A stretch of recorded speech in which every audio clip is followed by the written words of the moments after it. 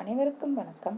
நம்ம இந்த வீடியோவில் என்ன பார்க்க போகிறோம்னா, டிஎன்பிஎஸ்சி ப்ரீவியஸ் இயர் கொஸ்டினில் இந்தியன் ஹிஸ்ட்ரியில் டெல்லி சுல்தான் பற்றி என்னென்ன கொஸ்டின் கேட்டிருக்காங்க, அது நம்ம ஸ்கூல் புக்கில் எங்கெங்கே கவர் ஆகுது அப்படிங்கிற டீட்டெயில் வீடியோ தான்ப்பா நம்ம இந்த வீடியோவில் பார்க்க போகிறோம்.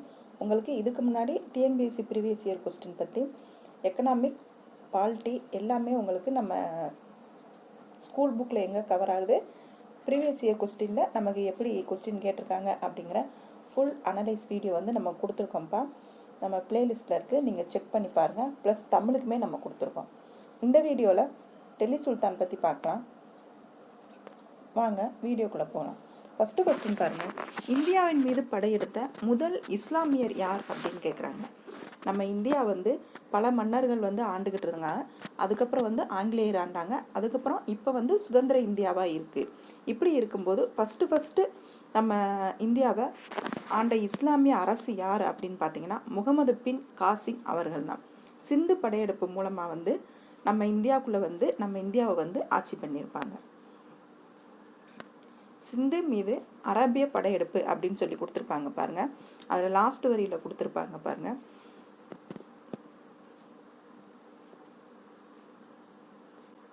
சிந்து மீது அரேபிய படையெடுப்புன்னு நம்ம ஸ்கூல் புக்கில் அந்த ஹெட்லைன் கீழே கொடுத்துருப்பாங்கப்பா.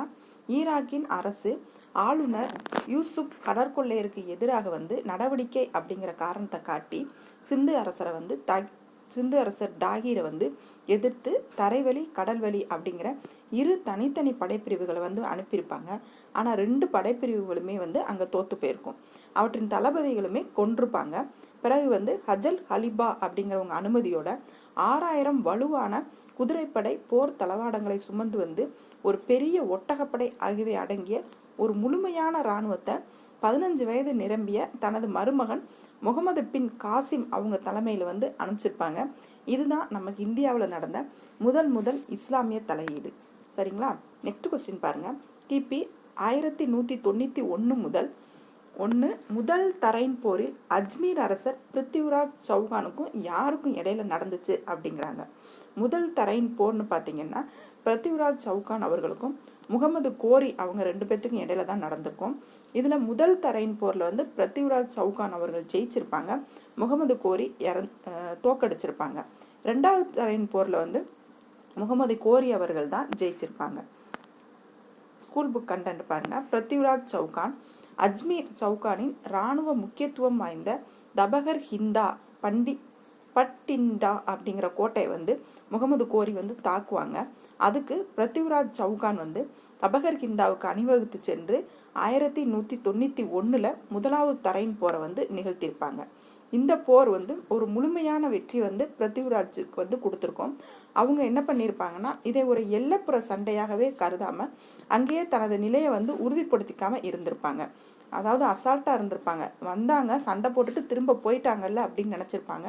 அவங்க திரும்பி வந்து தாக்குவாங்க அப்படின்னு சொல்லி நினச்சிருக்க மாட்டாங்க. ஆனால் இவங்க முகமது கோரி என்ன பண்ணுவாங்க அப்படின்னா, திரும்ப 1192-93 வாக்கில் திரும்ப வந்து பிருத்திவிராஜ் சௌகானை வந்து போரிட்டு வந்து தோற்கடிச்சு அந்த அஜ்மீர் பகுதியை வந்து மீட்டுருவாங்க. நெக்ஸ்ட் கொஸ்டின் பாருங்க. கீழ்கண்ட வம்சங்களில் எந்த ஒன்று மிக குறுகிய காலம் ஆட்சி புரிந்தது அப்படின்னு சொல்றாங்க. இதில் வந்து கில்ஜி வம்சம் தான் மிக குறுகிய காலம் ஆட்சி புரிந்தது.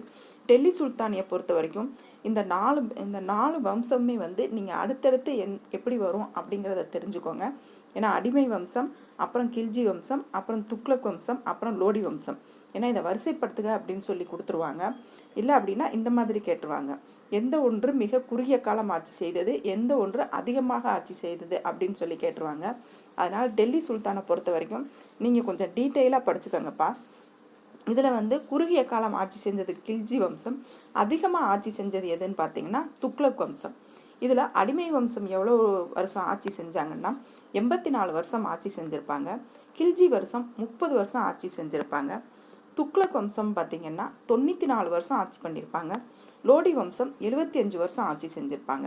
இதை ஏறு வரிசையில் எழுதுகன்னு கொடுத்துருவாங்க, இறங்கு வரிசையில் எழுதுகன்னு கொடுத்துருவாங்க. அதனால் எத்தனை வருஷம் ஆட்சி செஞ்சாங்க அப்படிங்கிறத நீங்கள் கவனமாக படிச்சுக்கோங்க. இதோட இயர்ஸ் தெரியணும் அப்படின்னு பார்த்தீங்கன்னா இயர்ஸ் பாருங்கள். அடிமை வம்சம் வந்து 1206 1290 வரைக்கும். 84 ஆண்டுகள் வந்து ஆட்சி பண்ணியிருப்பாங்க. கில்ஜி வம்சம் 1890 1320 வரைக்கும் 30 வருஷம் ஆட்சி பண்ணியிருப்பாங்க.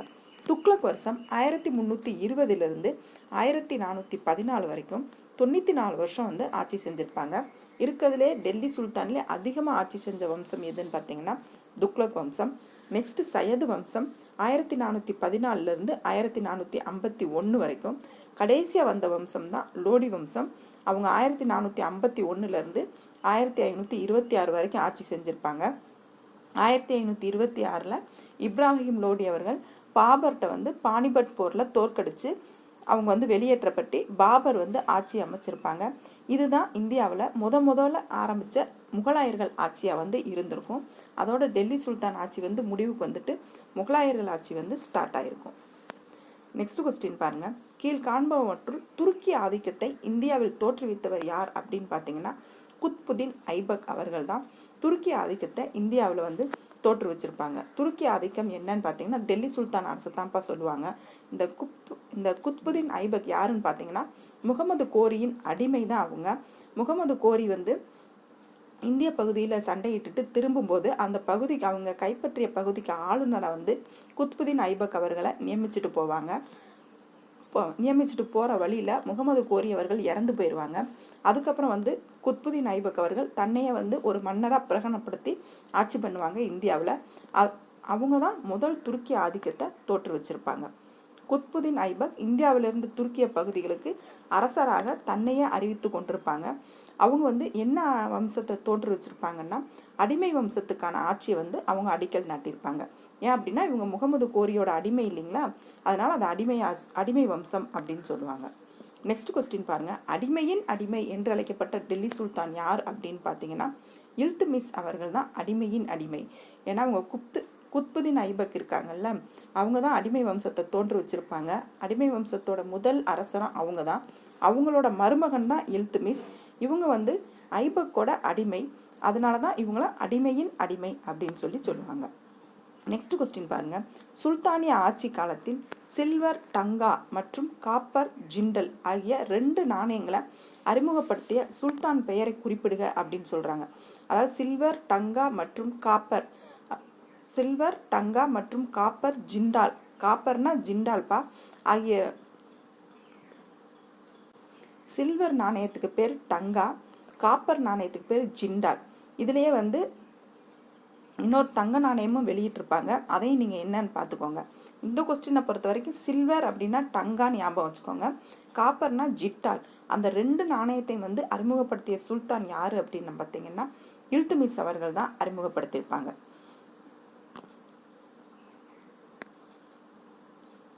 நெக்ஸ்ட் கொஸ்டின் பாருங்க. இதில் செம்பு வெள்ளி தங்கா அப்படிங்கிற நாணயத்தை வந்து இல்துமிஸ் அவர்கள் அறிமுகப்படுத்தியிருப்பாங்க அப்படின்னு சொல்கிறாங்க. நெக்ஸ்ட் பாருங்க. ரஷ்யா சுல்தானுக்கு எதிராக புரட்சி செய்த இல்துமிஸின் பிரதம அமைச்சராக இருந்தவர் யார் அப்படின்னு பார்த்தீங்கன்னா நிஜாமுல் முல்க் சினைதி. இவங்க டெல்லி சுல்தானை பொறுத்த வரைக்கும் நீங்கள் படிக்கிற அரசரோட பேரெல்லாம் கொஞ்சம் படிக்கிறதுக்கு சிரமமாக தான்ப்பா இருக்கும். ஏன்னா அவங்க இந்த மாதிரி 2 பேர் 3 பேர் அப்படின்னு சேர்த்து தான் வச்சுருப்பாங்க. அதை கவனமாக படிச்சுக்கோங்க. ரஷ்யா சுல்தானுக்கு எதிராக புரட்சி செய்த இல்துமிஸ் பிரதம அமைச்சர் அப்படின்னு கேட்டிங்கன்னா இவங்க நிஜாமுல் அவங்க தான். ரஷ்யா வந்து ஜமாலுதீன் யாகூப் அப்படிங்கிற பாரசீக அடிமையை வந்து அவங்களுடைய விசுவாசமான ஆளாக வந்து வச்சுருப்பாங்க. அது வந்து அந்த துருக்கி அமைப்புகளுக்கு வந்து பிடிக்காமல் வந்து அவங்களுக்கு எதிராக வந்து புரட்சி செய்வாங்க. அதில் அவங்களுக்கு எதிராக புரட்சி செஞ்ச பிரதம அமைச்சர் யாருன்னு பார்த்தீங்கன்னா நிஜாமுல் முல்க் சுனைதி. அவங்க தான் வந்து ரஷ்யா சுல்தானுக்கு எதிராக வந்து ஃபஸ்ட்டு வந்து புரட்சி செஞ்சுருப்பாங்க. நெக்ஸ்ட் பாருங்க. கீழ்காண்பவற்றுள் அரசின் தெய்வீக உரிமை கோட்பாட்டை முன்வைத்த முதல் அரசர் யார் அப்படின்னு பார்த்தீங்கன்னா பால்பன் அவர்கள் தான். அவங்க தான் தன்னை அரசின் தெய்வத்தின் வழிகாட்டி அப்படின்னு சொல்லி பிரகடனப்படுத்தியிருப்பாங்க. சிக்கந்தர் இசானி அப்படிங்கிற பட்டத்தை கொண்ட டெல்லி சுல்தான் யாரு அப்படின்னு பார்த்தீங்கன்னா அலாவுதீன் கில்ஜி அவர்கள் தான் சிக்கந்தர் இசானி அப்படிங்கிற பட்டத்தை வந்து சூட்டி கொண்டிருப்பாங்க. நெக்ஸ்ட் கொஸ்டின் பாருங்க. அலாவுதீன் கில்ஜியின் பின்வரும் பிராந்திய வெற்றிகளை முறையாக காலவரிசைப்படுத்துக அப்படின்னு சொல்லிடுவாங்க. இந்த மாதிரி போர்கள்லாம் கொடுத்து காலவரிசைப்படுத்துக வந்து கண்டிப்பாக கொடுத்துருவாங்கப்பா. நீங்கள் இவங்க அந்த மன்னர்கள் படிக்கும்போதே அவங்க எந்தெந்த போருக்கு அப்புறம் எந்தெந்த போர் புரிஞ்சாங்க அப்படின்னு நீங்கள் படிச்சுக்கிட்டீங்க அப்படின்னா உங்களுக்கு எளிமையாக இருக்கும். இயர்ஸ் படிக்க வேண்டிய கட்டாயம் இருக்காது. அப்படி இல்லை நான் இயர்ஸே படிச்சிருவேனாலும் நீங்கள் இயர்ஸ் படிச்சுக்கோங்க. இப்போ பாருங்கள், டெல்லி சுல்தான் அவர்களுடைய வெற்றிகள் வந்து காலவரிசைப்படுத்தணும் அப்படின்னா ஃபஸ்ட்டு வந்து குஜராத், அப்புறம் ரன்தம்போர், அதுக்கப்புறம் வந்து சித்தூர், அதுக்கப்புறம் வந்து மால்வா. சித்தூர் பார்த்தீங்கன்னா 1303, மால்வா பார்த்தீங்கன்னா 1305, குஜராத் வந்து 1299 1300 போரிட்டிருப்பாங்க. ராம்தம்போர் பார்த்தீங்கன்னா 1301. இது எல்லாமே வந்து அலாவுதீன் கில்ஜியோட பிராந்திய வெற்றிகளாக இருந்திருக்கும். ராம்தம்பூர் 1301, மால்வா பார்த்தீங்கன்னா 1305, சித்தூர் 1303, குஜராத் வந்து 1300. இதெல்லாம் அலாவுதீன் கில்ஜியோட படையெடுப்புகள். சரிங்களா? புக்கில் கண்டென்ட்டில் கொடுத்துருப்பாங்க பாருங்கப்பா. இராணுவ தாக்குதல் அப்படின்னு சொல்லிட்டு அப்படியே இயர் வரிசையாக கொடுத்துருப்பாங்க. ஃபஸ்ட்டு தேவகிரியை தான் கைப்பற்றிருப்பாங்க. தேவகிரியை 3 தடவை சண்டை போட்டிருப்பாங்க. 1296, 1307, 1314ன்னு 3 தடவை தேவகிரியை வந்து தாக்கியிருப்பாங்க. குஜராத் வந்து 1299 1300, ராம்தம்பூர் 1301, சித்தூர் வந்து 1303, மால்வா வந்து 1305 ஆகிய இடங்களில் வந்து அலாவுதீன் வந்து அவங்க வந்து போர் புரிஞ்சிருப்பாங்க. ஆனால் அவங்களுடைய முதல் இலக்கு என்னவா இருக்கும்னா மேற்கு தக்காணத்தில் இருந்த தேவகிரி தான் அவங்களுடைய ஃபஸ்ட்டு இலக்காக இருக்கும். அதை ஞாபகம் வச்சுக்கோங்க.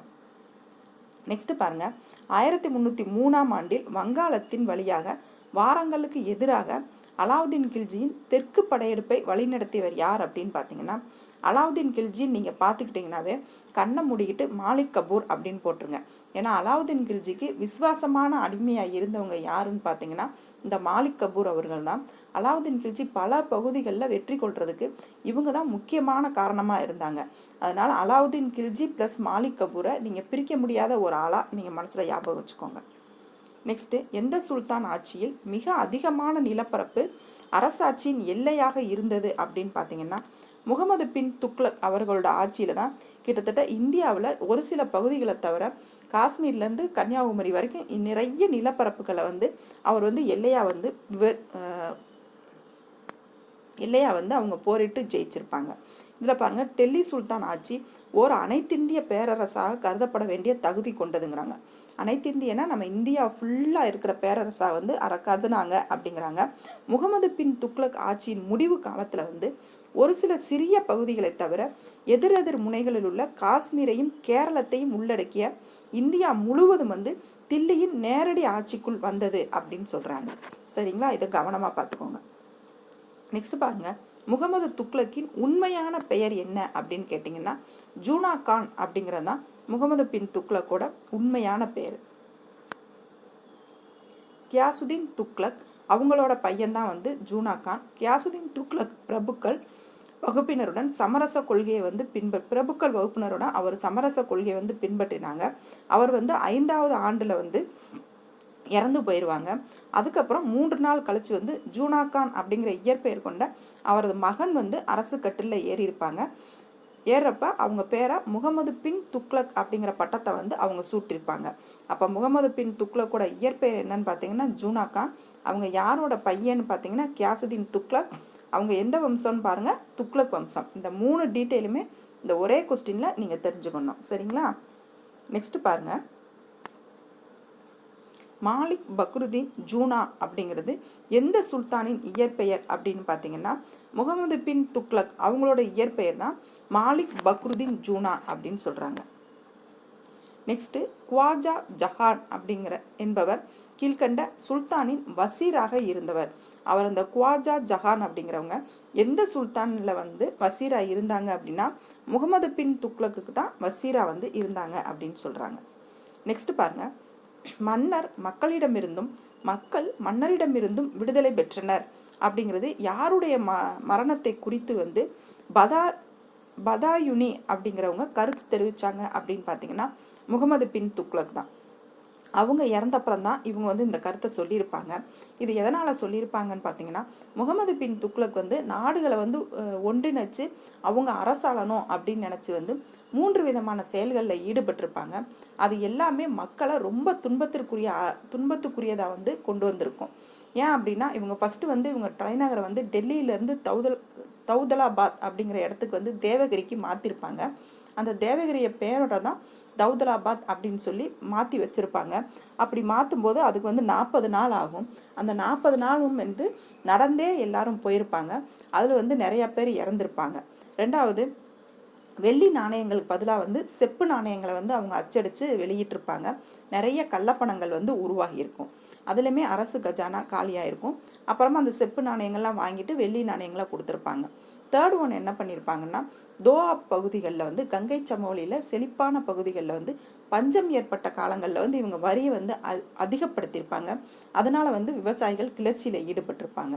இவங்க நிறையா இடத்த போரிட்டு இவங்க அதை வந்து தானோட இணைச்சிக்கணும்னு நினச்சாங்களே தவிர, அதை வந்து எப்படி நம்ம அதை கைப்பற்றி அதை ஆட்சி செய்யணும் அப்படிங்கிற மைண்ட் செட் இவங்களுக்கு இல்லாமல் இருந்திருக்கும். அதனாலேயே நிறைய அரசு வந்து தனியான சுல்தான்களை வந்து அறிவிச்சிருப்பாங்க. இதனால் நிறைய பகுதி இவங்களை கைவிட்டு போயிருக்கும். இந்த மாதிரி இதெல்லாம் கொடுமைகள்லாம் பண்ணதுனால தான் இவர் வந்து மன்னர் மக்களிடமிருந்தும் மக்கள் மன்னரிடமிருந்தும் விடுதலை பெற்றார் அப்படின்னு சொல்லி பதாயுனி அப்படிங்கிறவங்க இவங்க இறந்த கொன்ன கருத்து தெரிவிச்சிருப்பாங்க. இவங்க 56 ஆண்டுகள் வந்து ஆட்சி செஞ்சிருப்பாங்க.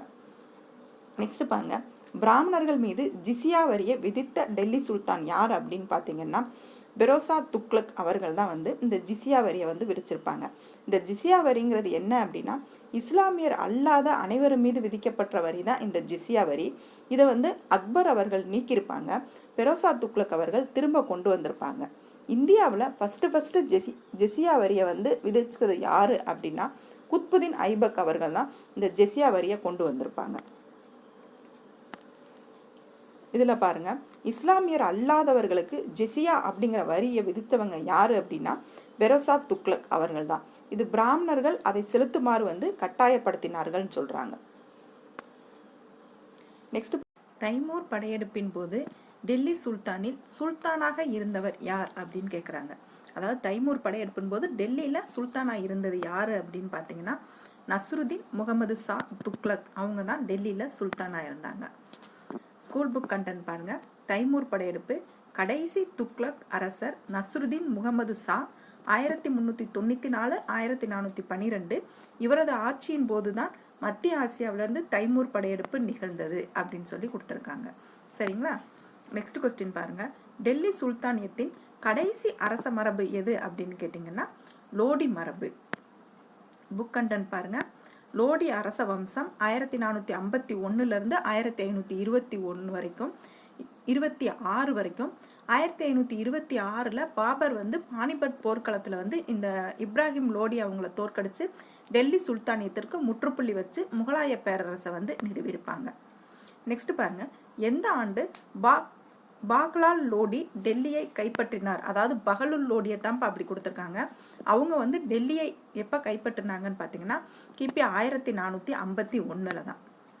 நெக்ஸ்ட் பாருங்க, டெல்லியின் முதல் ஆப்கான் ஆட்சியை நிறுவியது யார் அப்படின்னு பார்த்தீங்கன்னா பகலுல் லோடி அவர்கள் தான் டெல்லியில் முதல் ஆப்கான் ஆட்சியை வந்து நிறுவனாங்க. லோடி வம்சம் பாருங்க, லோடி வம்ச ஆட்சியை நிறுவிய பகலுல் லோடி அப்படிங்கிறாங்க. அதாவது இந்த லோடி வம்சத்தை வந்து நிறுவனது யாருன்னு பார்த்தீங்கன்னா பகலுல் லோடி. நெக்ஸ்ட் கொஸ்டின் பாருங்க, பட்டியல் 1 வந்து பட்டியல் 2ஓட பொறுத்த சொல்லியிருக்காங்க.